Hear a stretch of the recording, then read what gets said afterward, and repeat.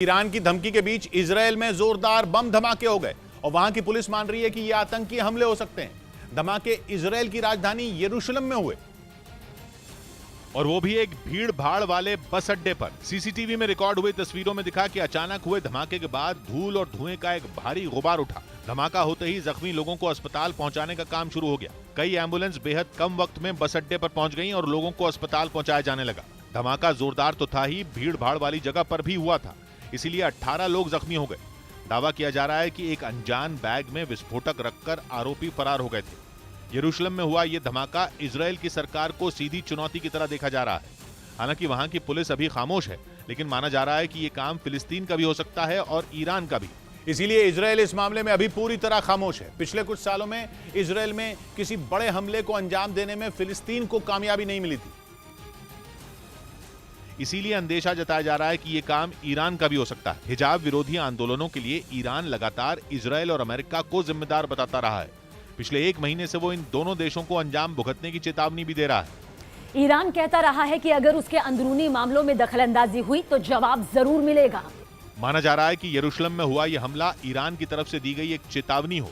हालांकि यह भी तय है कि अगर इस हमले में ईरान का हाथ हुआ तो जवाब सिर्फ इजरायल नहीं देगा, बल्कि इजरायल और अमेरिका दोनों मिलकर ईरान को सबक सिखाने की कोशिश करेंगे। इसीलिए माना जा रहा है कि ईरान और इजरायल के बीच बढ़ रहे तनाव में यह घटना निर्णायक साबित हो सकती है। इस बीच खबर है कि अमेरिका ने चीन को उसकी वायुसेना की हरकतों पर बुरी तरह फटकार लगाई। बताया जा रहा है कि अमेरिका के रक्षा सचिव की चीन के रक्षा मंत्री से एक दिन पहले कंबोडिया में करीब 1.5 घंटे तक बातचीत हुई थी, जिसमें उन्होंने चीन के इंडो पैसिफिक रीजन में कई बार घुसपैठ करने के मुद्दे को उठाया और ये साफ कर दिया कि अमेरिका चीन की इस हरकत को बर्दाश्त नहीं करेगा। और ऐसा पहली बार नहीं जब अमेरिका ने चीन को खरी खरी सुनाई हो। यही वजह है कि इंडो पैसिफिक रीजन में राज करने का सपना संजोए बैठे चीन की राह में अमेरिका बड़ा रोड़ा साबित हो रहा है।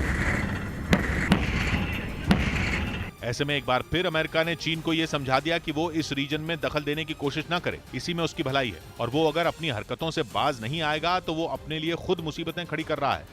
और इस बात से चीन वाकिफ भी है, क्योंकि चीन इंडो पैसिफिक रीजन में अपना दबदबा बनाए रखने के लिए कोई कसर नहीं छोड़ रहा है।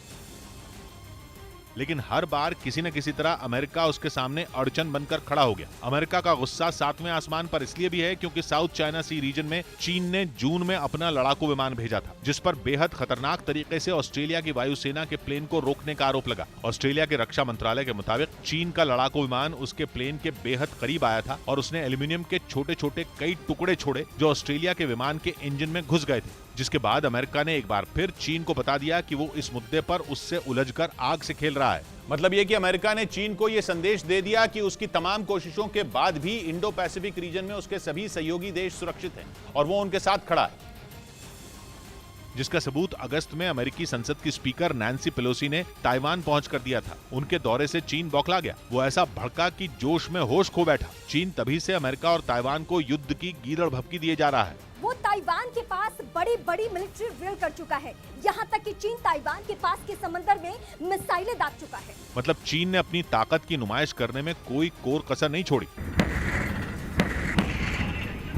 लेकिन अमेरिका लगातार उसे इस बात का एहसास भी दिला रहा है कि चीन के खिलाफ वो ताइवान के साथ है। बीते कुछ साल से वो ताइवान पर बेहद आक्रामक है और कई बार ताइवान के हवाई सीमा में अपने जेट उड़ा चुका है। यूक्रेन जंग के बाद से तो चीन ने इंडो पैसिफिक रीजन में जंग के हालात बना दिए हैं।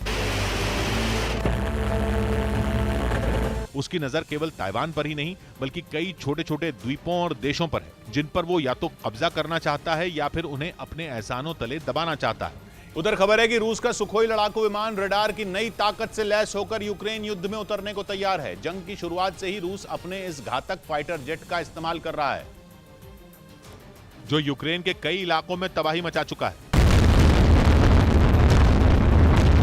सुखोई की मदद से पुतिन की सेना न सिर्फ जेलेंस्की के कई सैनिकों को ढेर कर चुकी है, बल्कि उसके कई ठिकानों को भी बर्बाद करने में उसका बड़ा हाथ रहा है। लेकिन वक्त बीतने के साथ ही रूस को अपने इस दमदार लड़ाकू विमान की ताकत बढ़ाने की जरूरत महसूस हुई, क्योंकि यूक्रेन के जोरदार पलटवार से उसके सामने चुनौतियां भी बढ़ने लगी थी। ऐसे में सुखोई 30 को अपग्रेड करना रूस के लिए जरूरी हो गया था। खबर है कि इसीलिए रूसी सेना के लिए हथियार बनाने वाली कंपनी ने इसके रडार की ताकत में भारी इजाफा किया।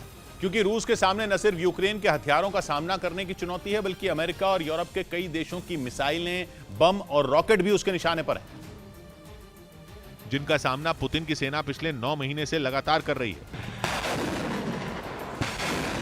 इसी वजह से दावा है कि रूस ने अपने सुखोई 30 विमान में इतना ताकतवर रडार लगाया है जिसका सेंसर पहले से कई गुना ज्यादा घातक होगा। यानी ये अपने दुश्मनों की मिसाइलों को न केवल पलक झपकते ही पहचान लेगा बल्कि उन पर अटैक करने के लिए भी तुरंत तैयार हो जाएगा। इस शक्तिशाली रडार की मदद से रूस हवा, जमीन और समंदर में मार करने वाली मिसाइलें बरसा सकेगा। इतना ही नहीं, ये रडार दुश्मनों की इतनी सटीक जानकारी देगा कि सुखोई को उन्हें ढेर करने में मुश्किल नहीं होगी। कहा जा रहा है कि नए रडार से सुखोई 30 की मारक क्षमता भी कई गुना बढ़ गई और अब पुतिन जल्द से जल्द इस घातक विमान को यूक्रेन युद्ध में उतारने की तैयारी में है ताकि वो अपने मकसद में कामयाब हो सकें।